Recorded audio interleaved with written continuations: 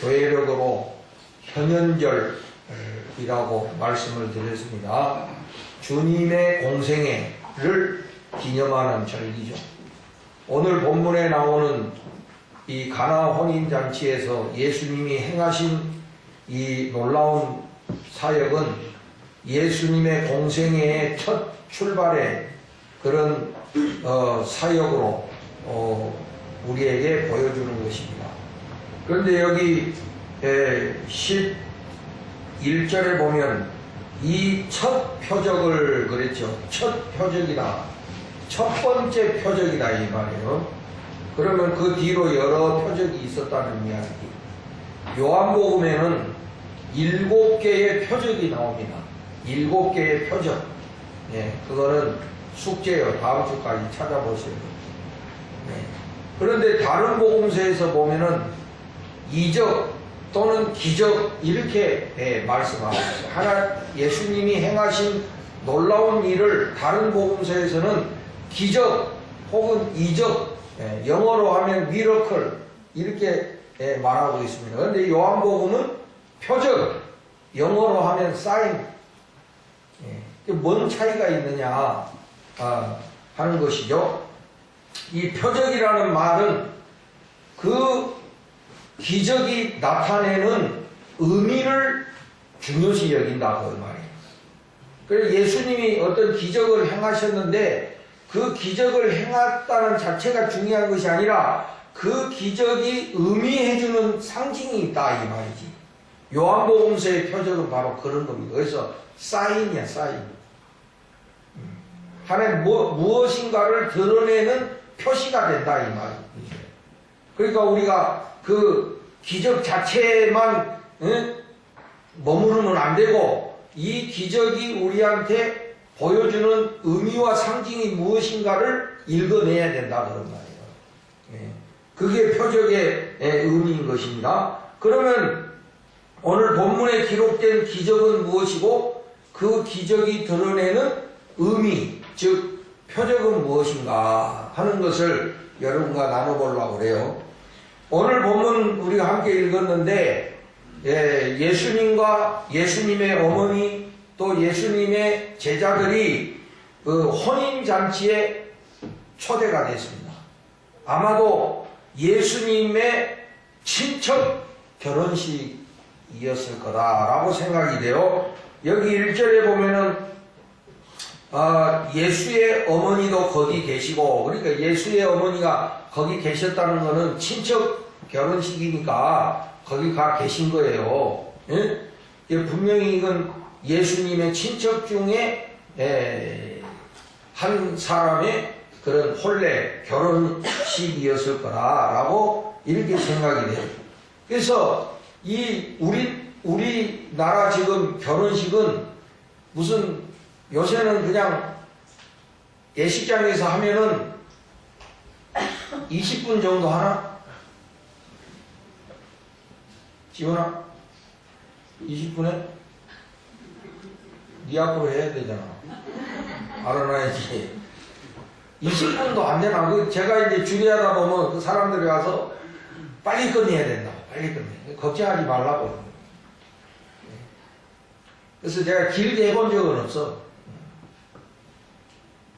그런데 교회에서 하면 그런 게 없는데 예식장에서 하다 보면은 왜 뒷순서가 있어가지고 그냥 막 금방 이게 별로 의미가 없는 것 같아. 돈만 잔뜩 쓰고 의미가 없는 것 같아. 근데 이 유대인들은요, 다른 나라 보면 이게 며칠씩 잔치를 해. 며칠씩 잔치를 한다고. 원래 이 중국도 보면 그 조선족, 제가 이제 여기 가서 이야기를 드린 옛날에 자기들도 며칠씩 했다는 거예요. 그런데 이 조선족이 한국 물 들어가지고 거기도 금방 끝낸다는 거예요. 한국식 때문에. 그래서 돈 자랑하네, 돈 자랑, 쉽게 말하면.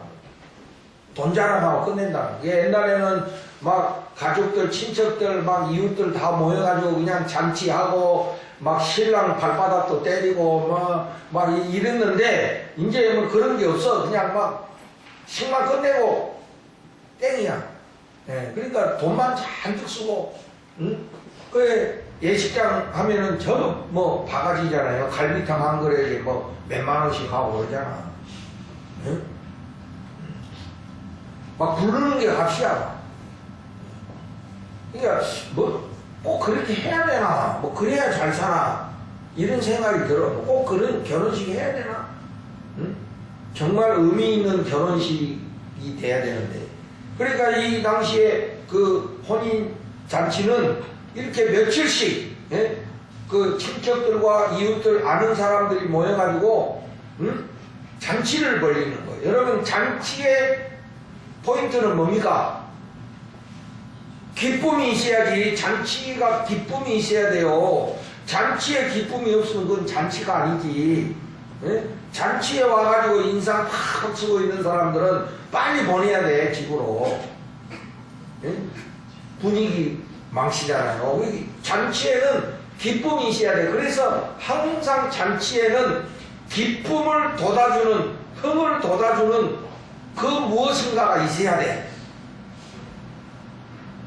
그게 뭐냐? 오늘 본문에 보니까 포도주야, 포도주.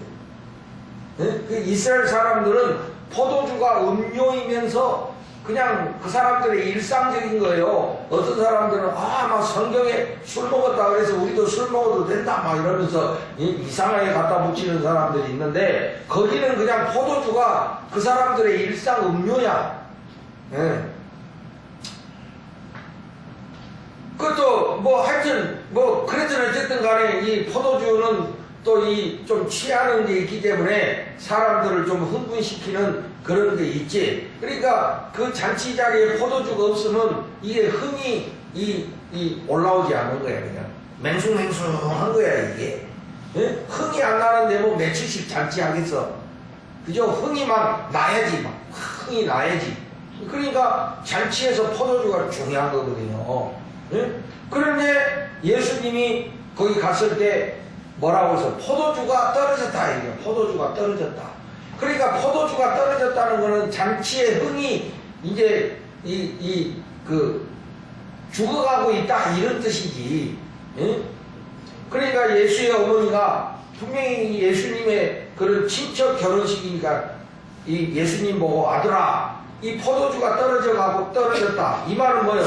잔치의 분위기가 지금 죽어가고 있다. 잔치의 흥이 사라지고 있다. 뭐 이런 뜻이었겠지. 그러니까 예수님이 갑자기 자기 어머니 보고 뭐라고 합니까 여러분? 4절에 보면 여자여 나와 무슨 상관이 있나이까 내 때가 아직 이르지 아니하였나이다. 좀 황당한 멘트잖아요. 응? 지훈이가 어느 날 갑자기 엄마 보고 여자여. 응? 그러면 이제 옆에서 아버지가 기샤 대결을 하는 자식이 그런 상황이 연출돼 봐야 돼. 여자여. 응? 나와 무슨 상관이 있나이까. 우리가 이대로 읽으면 이런 버르장머리가 어딨냐 이거예요. 제가 요새 말이요, 그 의사 선생님이 취미생활을 해야 된다고 해가지고 취미생활을 했는데 목사가 뭔 취미생활을 하고 있어. 그래서 생각 끝에 제가 이제 한자를 좋아하니까 한자 쓰기 펜글씨, 그래서 펜글씨 쓰는 책을 3권이나 샀어.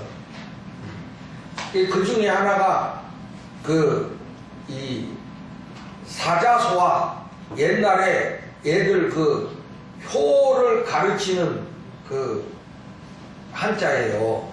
예? 여러분 들어봐서 얘들아 부생아심하시고 그게 뭔 말인지 알아? 모르지. 그래서 내가 이제 우리 센터 애들 보고 목사님하고 공부하자 그러니까 전부 싫다대. 내가 그걸 좀 가르쳐 보려고 그랬지만 이 효를 가르쳐야 돼. 이때부터 우리 지금 한국의 교육이 지금 엉망진창이야. 이거 나는 보통 문제 아니야. 애들이 버리장머리가 없어. 효가 뭔지도 모르고 예의가 뭔지도 몰라. 부모들이 그렇게 만들어 그냥 오냐오냐 해가지고 이거는 뭐 앞뒤도 없고 그냥 질서도 없어. 응? 그래서 제가 사자소화를 요새 공부해요. 부생하시고 그게 뭔 말이야 그게. 아버지가 나를 낙태하시고 어머니가 나를 품으셨도다. 뭐 이런 거야. 옛날 이 멋있어 보면은 응?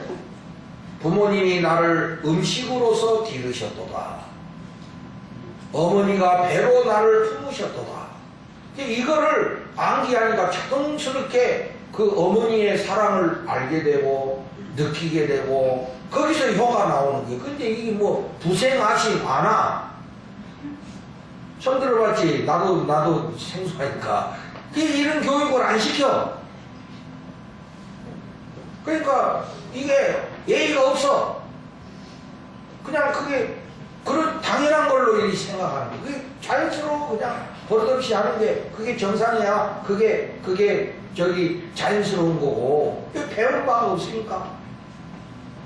이거 좀 가르쳐야 되지 않나 이런 생각이 내가 들어요. 우리가 그런 동양적인 관점에서 볼 때 예수님이 갑자기 자기 어머니 보고 여자여 나와 무슨 상관이 있나이까? 네?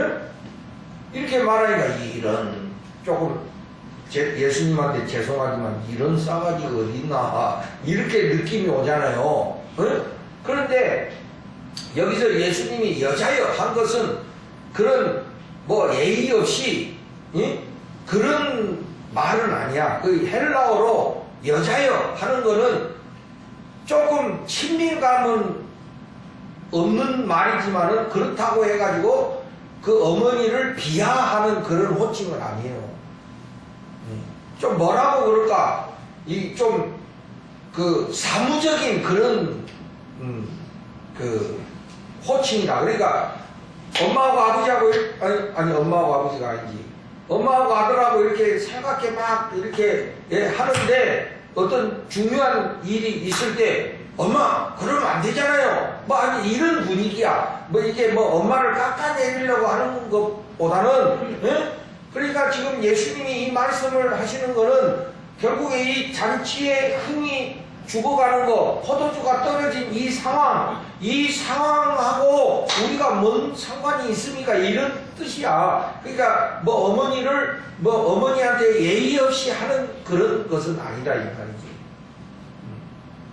근데 과연 그러면 예수님이 분명히 그 자기 어머니한테 살갑게 하지 않고 왜 이렇게 좀 딱딱하게 좀 공적으로 이렇게 대했나? 분명히 거기에는 뭔가 의도가 있을 거라는 것이지.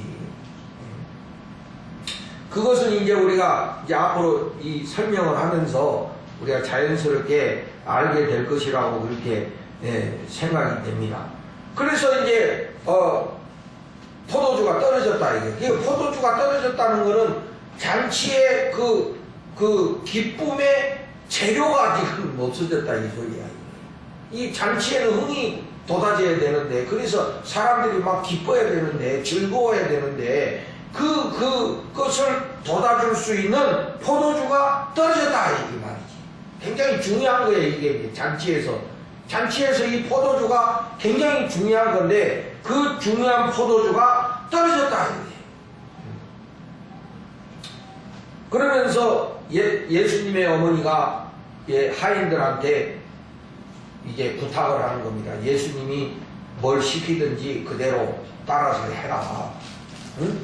만약에 여러분 그 예수님이 그 어머니한테 나하고 무슨 상관입니까? 그 말이 우리가 느끼는 대로 내가 뭐 해야 될 게 뭐 있습니까? 만약에 그랬다면 어머니가 그렇게 안 했겠지. 그런 의미로 받아들였다면은. 그래서 예수님이 결국에는 어떻게 했습니까? 물이 항아리에, 그 유대인의 집에는 항아리가 있어요. 항아리. 항상 문 앞에 이렇게 항아리들이 있어요. 왜 그러냐면 그 사람들은 이 사막지대에 살기 때문에 어느 집에 들어가면 손과 발을 씻어야 돼. 샌들을 신고 다니고 막 이러기 때문에 집에 들어가면 이게 손과 발을 씻어야 돼. 그래서 항상 항아리가 있어. 그래서 그 항아리들을 가져오라 해가지고 거기다 물을 다 채워라. 그래가지고 이제 예수님이 그걸 사람들에게 나눠줘라. 근데 놀랍게도 거기 그 물이 포도주로 변했다는 거 아니에요. 응? 물이 포도주로 변하는 그런 놀라운 기적이 일어났다는 거야. 근데 이제 아까도 제가 말씀드렸지만은 이 물이 포도주로 변했다 하는 이 사건 자체도 놀라운 일이지만 그것보다 더 중요한 표적, 즉 이 물이 변하여 포도주가 됐다는 이 사건이 주는 의미가 무엇인가, 이것이 더 중요한 거거든요, 사실은. 여러분, 우리가 구약성경, 신약성경을 읽어보면 혼인에 대한, 혼인잔치에 대한 비유가 많이 나오는데 대개 혼인잔치는 하나님 나라를 비유할 때 혼인잔치가 나와요. 그죠? 우리 예수님, 신랑 되신 예수님이 오셔서 우리가 예수님을 만날 때도 혼인잔치라고 이렇게 이야기하잖아요. 그죠? 그래서 이 혼인잔치가 바로 하나님 나라를 상징하는 거다. 성만찬도 이게 우리가 하나님 나라의 잔치를 미리 맛보는 것이다. 이렇게 우리가 신학적으로 해석을 하는 거거든. 그러니까 이 가나 혼인잔치는 하나님 나라를 상징하고 있다는 것이지. 근데 그 하나님 나라의 핵심은 뭐냐면은, 여러분 한번 따라서 해보세요. 하나님 나라는 의와 평강과 희락이라. 여기서 희락이 뭐예요? 희락이 뭐예요? 희락반점이 있어요. 대전에 유명한 희락반점이 있어요. 희락이 뭐예요? 기쁨이라는 거거든. 그러니까 하나님 나라는 의와 평강과 기쁨이다. 그러니까 하나님 나라는 기쁨이다 이거야. 아멘. 기쁨이죠. 하나님 나라는 잔치야. 그래서 기뻐야 돼. 거기는 슬픔의 자리가 아니거든. 기쁨의 자리거든. 이제 하나님 나라는 기쁨의 자리야. 그래서 그것이 우리에게 소망이고, 우리가 이 땅에는 근심과 걱정과 슬픔과 이런 불행한 것들만 있지만은 하나님 나라는 기쁨이 넘치는 나라다 이게. 그게 하나님 나라인데, 그게 하나님 나라는 기쁨이야. 기쁨. 어떻게 보면 우리 신앙의 가장 절정은 뭐냐? 기쁨에 있는 것이거든.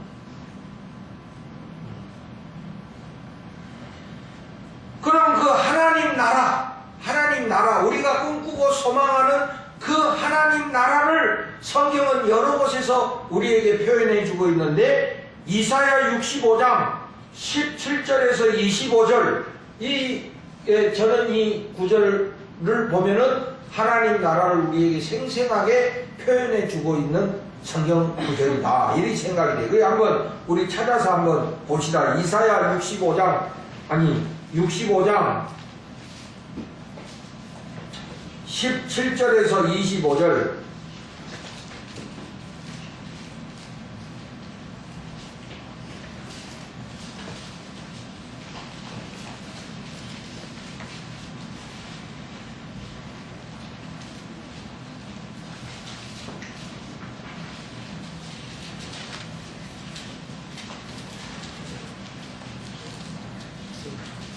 네, 65장 17절부터 25절까지 우리 한번 한 절씩 교독하면서 읽어봅시다. 하나님 나라를 상상하면서, 보라, 내가 새 하늘과 새 땅을 창조하나니 이전 것은 기억되거나 마음에 생각나지 아니할 것이라. 너희는 내가 창조하는 것으로 말미암아 영원히 기뻐하며 즐거워하리라. 보라, 내가 예루살렘을 즐거운 성으로 창조하며 그 백성을 기뻐하고, 내가 예루살렘을 즐거워하며 나의 백성을 기뻐하리니 우는 소리와 부르짖는 소리가 그 가운데에서 다시는 들리지 아니할 것이며, 거기는 날짜가 다시 나타나여 죽은 어린이와 사고하는 자세나 난돌이 다시는 없을 것이라.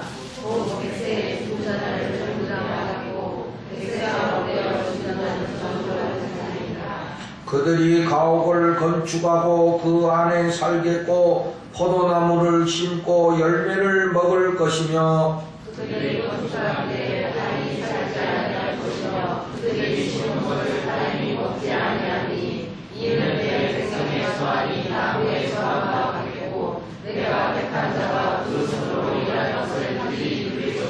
그들의 수고가 헛되지 않겠고 그들이 생산한 것이 재난을 당하지 아니하리니 그들은 여호와의 복된 자의 자손이요 그들의 후손도 그들과 같을 것임이라. 그들이 부르기 전에 내가 응답하겠고 그들이 말하기 전에 내가 들을 것이며 이리와 어린 양이 함께 먹을 것이며 사자가 소처럼 짚을 먹을 것이며 뱀은 흙을 양식으로 삼을 것이니 나의 성산에서는 해함도 없겠고 상함도 없으리라 여호와께서 말씀하시니라.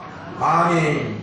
여기에 새 예루살렘, 요한계시록에서도 하나님 나라를 새 예루살렘이라고 비유하고 있잖아요. 바로 이것이 이 우리에게 다가올 하나님의 나라의 그런 모습이에요. 이게 여기 이리와 어린 양이 함께 먹는 평화. 이 땅에서는 이리가 어린 양을 잡아먹지 함께 놀지 않지. 하나님 나라는 그런 평화, 기쁨, 정의, 그런 곳이 완성되는 하나님의 나라. 이것이 하나님 나라다 이게. 그래서 오늘 이 혼인잔치는 바로 그 하나님 나라를 말하는 것이다 이게. 그러니까 그 하나님 나라에는 기쁨이 넘치는 거죠. 기쁨이 넘치는. 그런데 불행하게도 그 하나님 나라의 기쁨이 떨어졌다 해서 이게 무슨 의미일까? 하나님 나라의 기쁨이 있어야 되는데 그 기쁨의 근원이 떨어졌다 이제 포도주가 떨어졌다. 이걸 잘 이제 여러분들이 들으셔야 돼요. 뭘 상징하냐? 여러분 예수님은요 굉장히 부드러우시면서 굉장히 날카로우신 분이에요.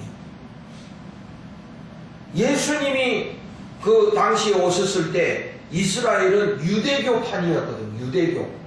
성전을 중심으로 하는 유대교가 중심이야. 여러분 예수님은 제사장이요? 제사장 아니지. 목수 아들이지. 예수님이 선지자요? 뭐 그런 출신도 아니야. 예수님은 정말 그냥 목수의 아들. 오늘로 말하면은 하찮은 존재야. 하찮은 존재. 교회에서도 보면 목사가 아니야. 예수님은 평신도지. 성직자가 아니라고 예수님은. 뭐 평신도 축에도 못 들어. 예수님은 목수의 아들이니까.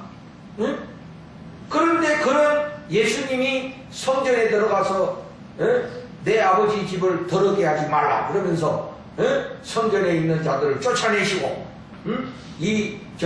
그 당시의 성직자들을 향하여 이 독사의 자식들아 이 회칠한 무덤들아 하고 말씀하셨잖아요.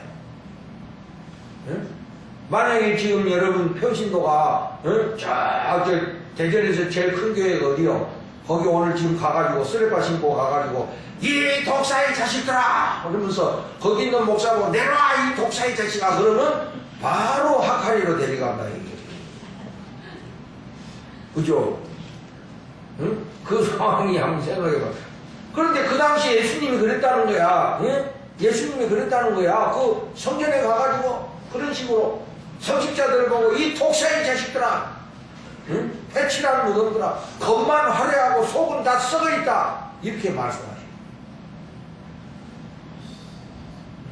굉장한 도전 아닙니까? 이거 거의 혁명 수준이지 이거는. 응? 그러니까 여러분 그런 맥락에서 볼 때 하나님 나라의 기쁨이 사라졌다. 그동안의 유대교가 정말로 하나님 나라를 실천하고 하나님 나라를 이루어가는 그런 종교가 됐어야 된다 이거예요. 그런데 그 유대교가 하나님 나라를 실천하지 못하고 오히려 그 종교의 그 타락, 부패, 그래서 유대교가 사람들한테 기쁨을 주지 못하는 그런 썩은 종교가 됐다 이 소리야. 잔치에 포도주가 떨어졌다는 의미가 바로 그런 의미다 이거예요. 성전이 사람들한테 기쁨을 줘야 되는데 기쁨을 주지 못하고 있다 이거예요. 유대교가 썩었다 이 소리였어. 유대교가 죽었다 이 말이야. 응? 나라를 말해주고 하나님 나라를 소망하게 하고 하나님 나라의 기쁨을 전달해주는 그런 전달자가 돼야 되는데 예? 그러지 못하고 유대교가 권력과 예? 결탁하고 부패하고 타락하고 성직자들이 그냥 부패하고 부정부패하고 예? 다 썩어 빠져서 기쁨을 주지 못하는 포도주가 떨어졌다. 굉장히 여기에 깊은 의미가 있는 거예요. 그냥 이거를 뭐 물이 포도주로 변했다는 이 자체만 봐가지고는 예수님의 뜻을 우리가 깨달을 수 없는 거예요. 그 당시에 유대교가 그만큼 사람들한테 기쁨을 주지 못하는 그런 죽은 종교가 됐다 이 말이죠. 그런데 그런 상황에서 예수님이 물이 변하여 포도주가 되게 하셨다. 뭡니까? 기쁨의 근원을 다시 예수님이 회복시키셨다 이 말이에요. 할렐루야. 예수님이 그 기쁨을 다시 되찾게 하셨다 이 말이에요. 그래서 그 잔치의 주인공이 갑자기 누가 되십니까? 예수님이 그 잔치의 주인공이 되십니다. 신랑 이야기는 안 나오잖아. 예수님이 그 잔치의 주인공이 되시잖아요. 그래서 그 예수님이 그 잔치의 기쁨을 다시 회복시키시고 사람들에게 기쁨을 북돋아주는 그런 주인공으로 등장하시잖아.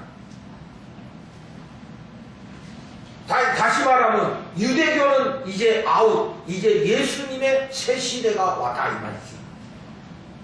새 술은 새 부대에 담아야 된다. 응? 유대교는 더 이상 사람들에게 기쁨을 주지 못한다. 이제 사람들에게 기쁨을 주는 분은 오직 예수님이시다. 복음, 예수님이 바로 우리들에게 하나님 나라의 기쁨을 제공해 주시는 그 주인공이라 하는 것이 오늘 이 표적의 의미다 그런 거죠.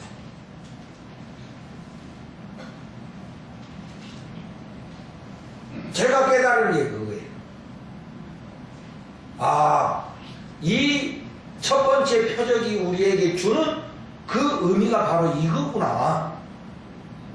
예수님이 우리에게 기쁨을 주는 주인공이시라는 것을 우리에게 말씀하고자 하시는 거다. 그러면 여러분 오늘 우리의 기독교를 한번 봅시다. 오늘 기독교가 사람들한테 기쁨을 주고 있습니까? 어디에요 여러분? 우리도 지금 기독교인이라고 뭐 말은 그렇게 하는데 정말 우리 안에 기쁨이 있습니까?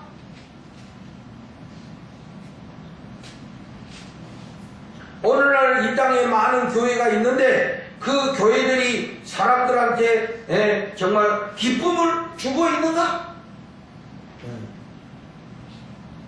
종교적인 권위, 종교적인 그런 화려함은 있는데 과연 그 성도 한 사람 한 사람이 믿음의 기쁨을 갖고 살아가고 있는가?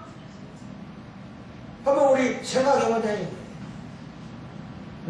예배당 그 화려한 예배당 건물이 사람들에게 기쁨을 주고 있는가?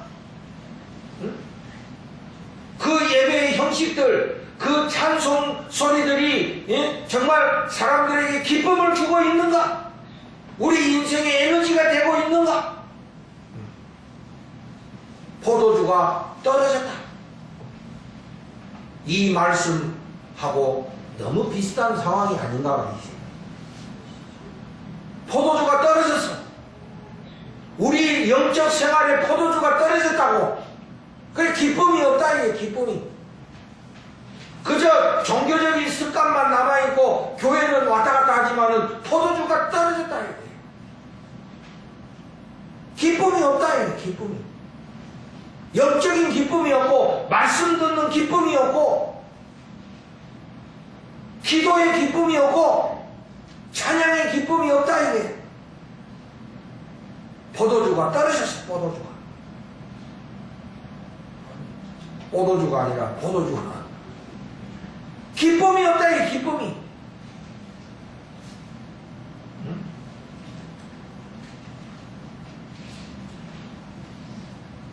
저도 많이 생각해 보는 거예요. 뭐 하고 있는 것인가? 우리가 교회 생활하면서 뭐 하고 있는 것인가? 갈등하고 서로 눈치 보고 이러려고 우리가 교회 다닙니까?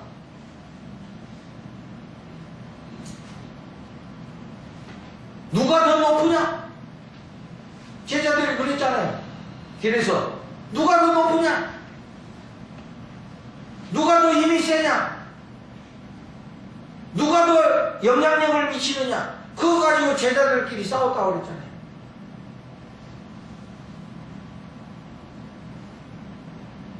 정말 우리 안에 하나님 나라의 기쁨이 있는가?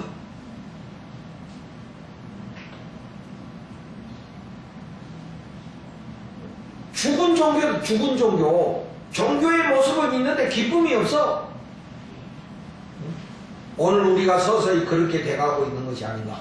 포도주가 떨어져 가고 있는 것이 아닌가. 우리의 영적 생활에 포도주가 지금 다 떨어져 가지고 전혀 기쁨이, 말씀 묵상해도 기쁨이 없고, 찬양을 들어도 기쁨이 없고, 예배를 드려도 기쁨이 없고, 맡겨진 일을 해도 기쁨이 없고, 그냥 의무감에 어쩔 수 없이 그냥 하는 수고하고 무거운 짐진자들, 지쳐서 더 이상 감당할 수 없는 바닥이 난 이런 모습이 아닌가? 포도주가 떨어진 그런 상태가 아닌가? 그래서 나름대로 그 기쁨을 회복하기 위해서 여러 가지로 노력을 해보지만 인간적으로는 되지 않는다는 것이지. 응? 뭐 기도원에도 가보고 이것도 해보고 저것도 해보고 하지만은 안 된다는 거지. 그게 그때뿐이야. 응? 무슨 수련회도 가보고, 응? 무슨 좋다는 그런 세미나도 가보고 해도 그때뿐이지. 시간 지나면 또 똑같아. 어떤 인간적인 노력으로는 안 된다는 거지. 그게.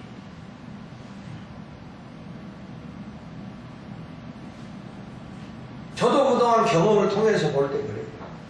우리가 어떠한 노력을 한다고 해서 그 영원한 그 근원적인 기쁨이 되찾아질 수 있는가? 안 된다 이거지. 그럼 뭐예요? 오늘 본문 말씀처럼 예수님께서 물이 변하여 포도주가 되게 하셔야 된다 이 말이에요. 예수님이 우리 기쁨의 근원이시다 이 말이에요. 여러분 믿으시기 바랍니다. 예수님이 기쁨의 근원이 되신다 이거야. 그러므로 우리가 정말 예수님을 내 마음의 주인공으로, 내 삶의 주인공으로 모시지 않고서는 기쁨을 되찾을 수 없다. 어떠한 노력과 모습으로도 안 된다는 거죠. 정말 예수님이 내 마음의 주인이 되셔야 돼. 진심으로 예수님이 내 삶의 주인공이 되셔야만이 그 예수님 때문에 우리가 기쁨을 되찾을 수 있다 이 말이에요. 예수님 아니고서는 절대 안 됩니다. 하나님 나라의 주인공은 예수님이거든. 예수님 때문에 하나님 나라가 시작되었어요. 예수님이 아직 내 때가 되지 않았다는 것은 하나님 나라가 시작이 됐으나 아직은 완성되지 않았다는 뜻입니다. 하나님 나라는 예수님이 십자가의 죽으심으로 내가 다 이루었다 하실 때 그게 이루어진 것입니다. 그러니까 요한복음은 십자가를 향해서 가는 거예요. 그 십자가가 바로 하나님 나라의 영광이에요. 내가 죽어야 하나님 나라의 영광이 오는 거예요. 내가 죽지 않고서는 예수님이 내 삶의 주인이 되실 수가 없어. 아직도 내가 시퍼렇게 살아있으니까, 교만한 내가 살아있으니까 예수님이 정말 내 삶의 주인이 되실 수가 없는 거예요. 그러니까 기쁨이 안 오지. 여전히 내가 더 강하니까 아무리 노력해봐야 안 되는 거예요. 응? 아직도 육체의 쾌락을 내가 못 이겨내니까 예수님이 내 인생의 진정한 주인이 못 되시는 거예요. 그런 것들을 다 내려놔야 되는데 그런 것들을 다 죽이고 십자가에 내가 못을 박혀서 내가 다 이루었다 하는 이런 자기 부인, 자기 죽음이 돼야 예수님이 진정한 내 삶의 주인이 되셔서 정말 우리에게 기쁨을 주실 텐데 그게 안 되니까 했다가 그만이고 했다가 그만이고 그렇다. 여러분 예수님이 하셔야 되는 거예요. 우리 기독교의 본질은요 하나님이 하시는 거야. 우리가 하는 게 아니야. 하나님이 하셔야 돼. 하나님이. 우리가 할 수 있는 길은 뭐냐? 간절히 원하고 사모하는 거야. 간절히 찾고 찾는 자에게 하나님이 만나주시겠다 이렇게 말씀하셨어요. 간절히 사모하지 않고서는 하나님을 만날 수 없어. 안 돼요. 어떤 모습으로도 안 돼. 간절히 사모해야 돼. 목마른 사슴이 시냇물을 찾듯이 이 목마른 사슴은요 그 사막에서 물을 찾지 못하면 죽어요. 그러니까 막 눈이 시뻘게 가지고 물을 찾아다니는 거예요. 절박 100% 절박이에요. 뭐 찾아도 되고 안 찾아도 되고 그게 아니에요. 못 찾으면 죽는 거예요. 그러니까 반드시 찾아내야 돼. 그게 목마른 사슴이에요. 그런 마음으로 우리가 하나님을 갈구해야지 된다는 건데 우리 오늘 현대인의 삶이 그렇지를 못해요. 이 세상에 즐길 게 너무 많고 이 세상에 누릴 게 너무 많고 이 세상에 가질 거 너무 많고 이러니까 못 버려. 그러니까 예수님이 진정 내 삶의 주인이 못 되셔. 생각은 그렇게 하고 싶은데 실제로는 그게 안 돼.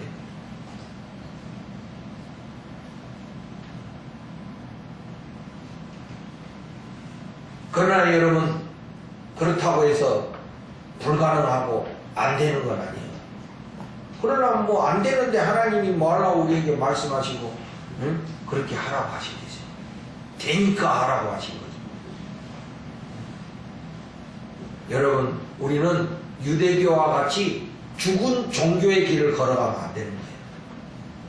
우리 기독교가 죽은 종교의 길, 이 사람들한테 기쁨을 주지 못하는 그런 기독교의 그런 길을 따라가면 안 되는 거예요. 정말 진심으로 예수님을 내 삶의 주인으로 모시고 정말 예수님이 내 삶의 주인공이 되셔야 된다는 이런 절박한 마음을 가지고 우리가 이 신앙의 길을 가야 될 줄로 믿습니다.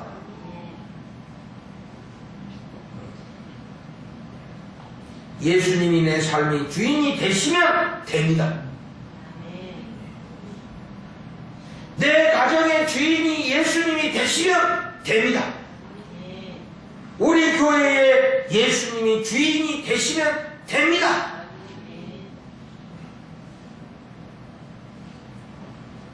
그래야 여러분 슬픔이 변하여 기쁨이 되는 거예요. 물이 변하여 포도주가 되는 역사가 일어나는 거예요. 하나님, 예수님은 그 이상의 기적도 행하실 수 있는 분이거든. 죽은 자도 살리시는 분이신데. 사랑하시는 여러분, 아직도 우리 부족하고 연약하지만 정말 예수님이 내 삶의 주인이 되셔야 된다. 정말 예수님이 우리 교회의 주인이 되셔야 된다. 예수님이 내 가정의 주인이 되셔야 된다는 이 사실 하나만이라도 깨닫고 이제부터라도 정말 예수님이 내 삶의 주인이 되시기를 원하고 또 사모하는 이런 마음만 가져도 여러분에게 큰 축복이라고 저는 생각해요. 그런 마음 가지고 우리가 이 신앙의 순례의 길을 간다면 반드시 축복의 역사가 일어날 줄로 믿습니다. 다 같이 기도합시다.